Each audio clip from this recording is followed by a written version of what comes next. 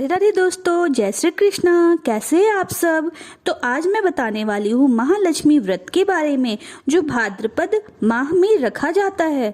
यह व्रत 16 दिनों तक चलता है।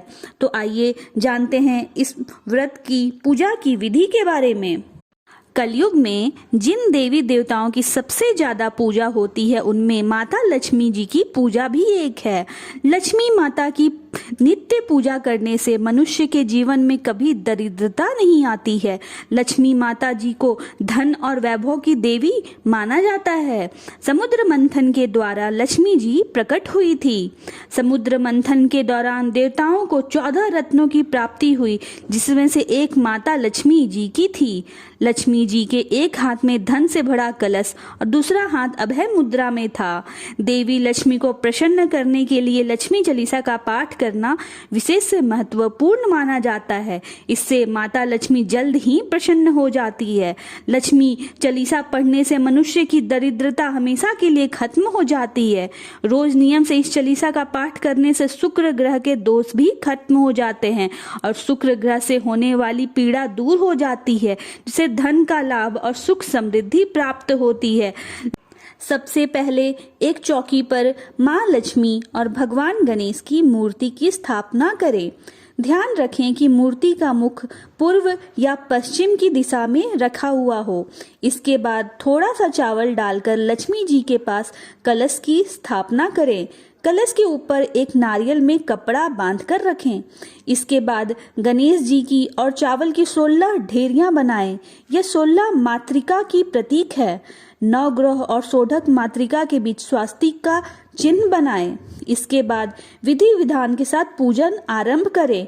सबसे पहले कथा का पाठ करें, अंत में भगवान गणेश और माँ लक्ष्मी की आरती करें। तो चलिए सुनते हैं माता लक्ष्मी के व्रत की कथा को। एक गांव में एक गरीब ब्राह्मणी रहती थी।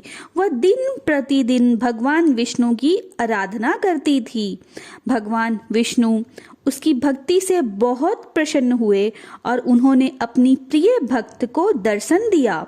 साथ ही ब्राह्मणी ने कहा कि तुम्हें जो वरदान मांगना है तुम मांग सकती हो। जब ब्राह्मणी ने इच्छा जाहिर करते हुए कहा कि वह चाहती है कि उसके घर में माँ लक्ष्मी का वास हो जाए, इसके बाद भगवान विष्णु ने उस ब्राह्मणी को अपने घर में माँ लक्ष्मी को बुलाने का तरीका बताया। भगवान विष्णु ने बताया कि तुम्हारे घर से कुछ ही दूर पर जो मंदिर है, वहाँ एक स्त्री आती है। वहाँ आकर वह उपले थापती है, तो तुम्हें उसे अपने घर आने का आमंत्रण देना होगा।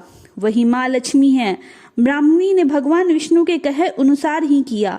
ब्राह्मणी ने उस स्त्री को अपने घर आने का निमंत्रण दिया। तब माता लक्ष्मी ने उस ब्राह्मणी से कहा कि वह 16 दिन के लिए माँ लक्ष्मी की पूजा करे।